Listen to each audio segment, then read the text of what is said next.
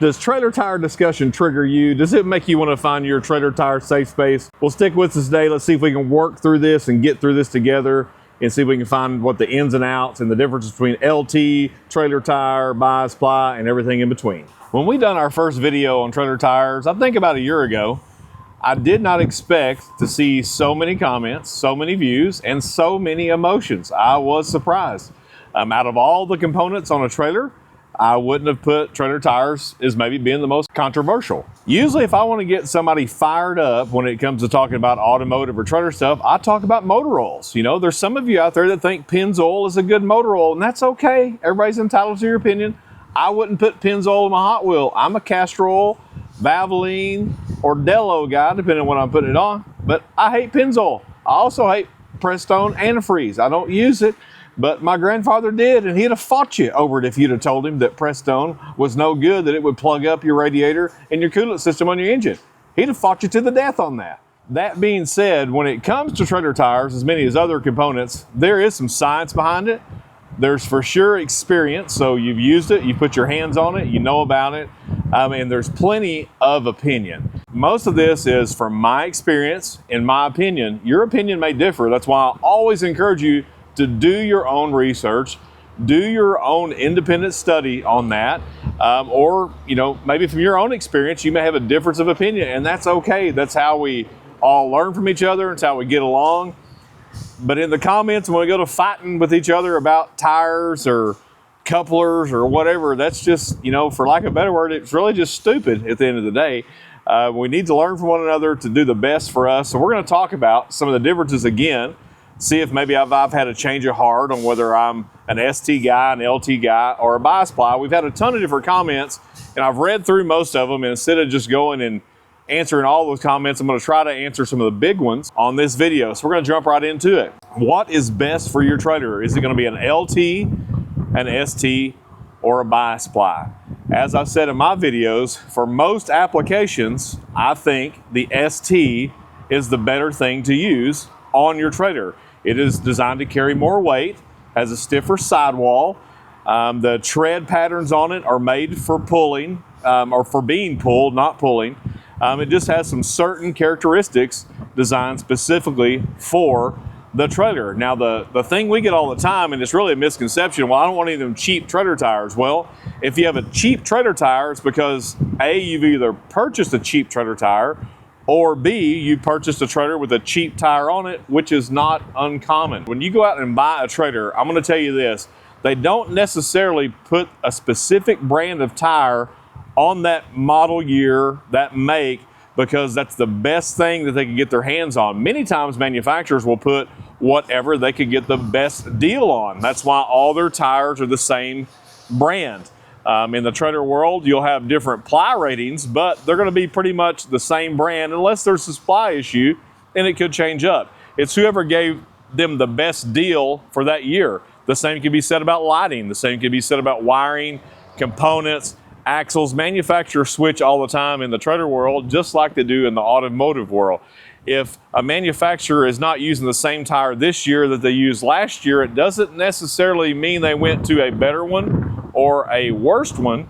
It just simply means they have changed suppliers for usually a better deal to lower their cost in order to try to get their units sold. One of the biggest arguments that I've seen on the comments on our videos and just looking through forums, because believe me, I do my own research as well. I get on the Googler. I try to see what people are saying. I try to talk to customers when they come in to see what their experiences are. And one of the things I've seen was, there was a specific travel trailer manufacturer that switched from using a Goodyear ST tire to a Michelin LT tire.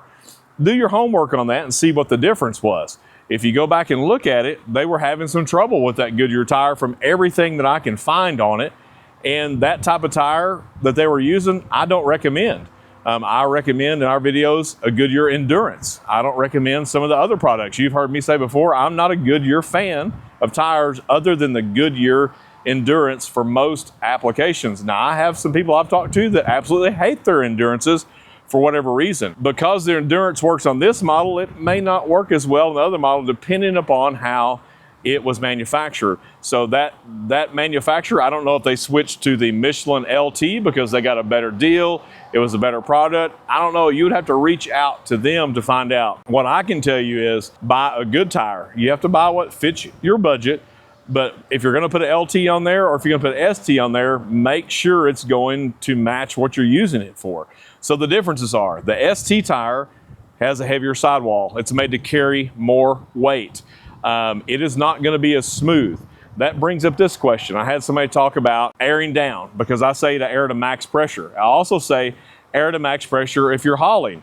And I make the comment, if you're not hauling all the time, if you're hauling unloaded, then you can air down. But at some point, you're going to have to air back up unless you're hauling the same light load all the time. If you have a trailer that you're hauling styrofoam on for a living, you know what the weight is. If that's a constant load, you may be able to air down to get a little softer ride because the ST is not designed for comfort. That's what LTs are for. They'll put an LT on a pickup that is designed for comfort to give you a little better ride so it doesn't knock your teeth out. So I'm 100% for airing down tires, as I said before, but I'm also 100% for airing them back up when you change your load. If you're pulling a trailer around unloaded all the time, I don't know why you would do that, but maybe you just like pulling trailers. Then you could air your tire down, but if you decide to go and put a 5, 10, 15,000 pound load on it, you're gonna have to air them back up. I'm not good at remembering to do that. I may not have my compressor. I get ready to plug it in. Compressor may not work, so I'm just gonna try to keep mine aired up as I would be using it. The next question I get, we used to use bias ply, and we did. I still have some customers that try to run bias ply on their trailers. And here's the deal with that. Bias ply will last a long time if properly maintained, but bias ply originally were designed for shorter commutes, not towing all the way across the country, for equipment, for agricultural purposes, which they're still greatly used in those industries today. And back in the old days, when I first got in this, bias plies come standard on a lot of trailers, and they would last a long time. But if they set for long periods of time with load on them, they can flat spot. Now, sometimes they will round themselves back out, just like if you leave a radial tire loaded for a long time, it can break down and break the belt in it. It is not going to round back out. It's going to create a tire that's going to bounce like a bouncy ball. So in bias ply, they're constructed completely different than a radial. I don't have a bias ply here, but if you want to do, just do a quick Google search. Don't do a Google search, just a Google search. And it will show you the way that the belts are ran, and they're going to be nylon, polyester, something similar to that. They're going to be ran very specific and different pattern than the radial tire for their purpose. Why are tires so important? I tried to find some data to see how many miles the average travel trailer is pulled per year. In the 90s, the average travel trailer was pulled less than 5,000 miles annually. That's not a ton of miles. I would say that number is greatly higher. I've seen some forums. I just started looking through forums to see if I can get some numbers. I've seen some of those people pulling 17,000 on the low end, and some pulling 50, 80, even 100,000 miles annually with their trailers. So you better do your research on your tire, and you better spend some money on your tires if pulling that much. So that's really why we don't run the bias ply today. It was more for short trip, from the farm maybe to the sale barn, pick up stuff like that. It wasn't made for going hundreds and hundreds of miles daily at the higher speeds we have today. The bias ply, they will get hotter quicker, and once they get hot, they just won't hold up as well as the radial tires, whether that be an ST or an LT. So that's why we don't run the bias ply today. They still have a place. They still have a place in the classic car industry. They still have a place in the drag industry, drag cars, that is. And then they have a place in the construction off-road industry. They're still greatly used in that, and I think they will be for years. So you have to look at the whole thing. Like, what are you doing? What are you using it for? How it's being used. And I always want to try to be practical with everything we talk about here, but there are different circumstances for different folks on there. So just because it didn't work for you doesn't mean that it didn't work for somebody else. So can you put an LT tire on your trailer? As I said before, I think it'll probably work just fine depending on what you're using it for. Some of the overland style travel trailers and some of the pop-up tents and that kind of stuff, they have went to LT tires for off-road conditions. That's going to do a little better with rock and terrain other than an ST tire. You still can go a highway speed with it. It may not puncture as easy as an ST. It's going to give you a little bit more suspension along with your trailer suspension, so maybe a little smoother ride. Many of those guys are going to air down and air up just like they would whatever they're towing it with if they're going to be in, in a rocky or rock crawling situation. There's a lot of information out there. You can do plenty of your own homework. There's plenty of forums.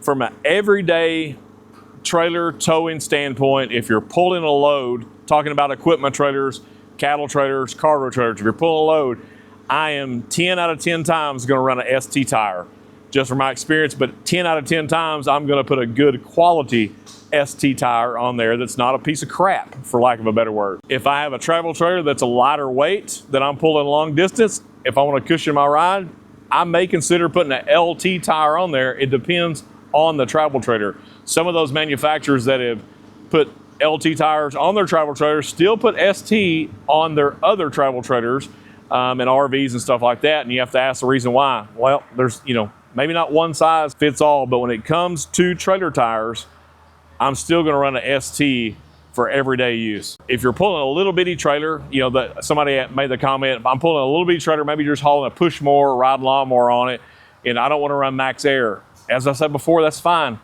Air it down. You don't have to run max air. You will need to find you a chart for that tire, the manufacturer of the tire, to give you an air down ratio if it is applicable. So there's some tire manufacturers that are not going to give you an air down ratio for that, just like there's some tire installers, some stores that if you go in there to put a LT on your trailer, they will not perform it for you. Now, if you bring your tire and wheel in, they may do it. So that begs the bigger question, why can't I run my ST tire on my tow vehicle? It's got the same speed rating, it's heavier. Will it not work? Yeah, it'll work, it'll mount, it'll air up, it'll roll down the road, but it's going to be rough.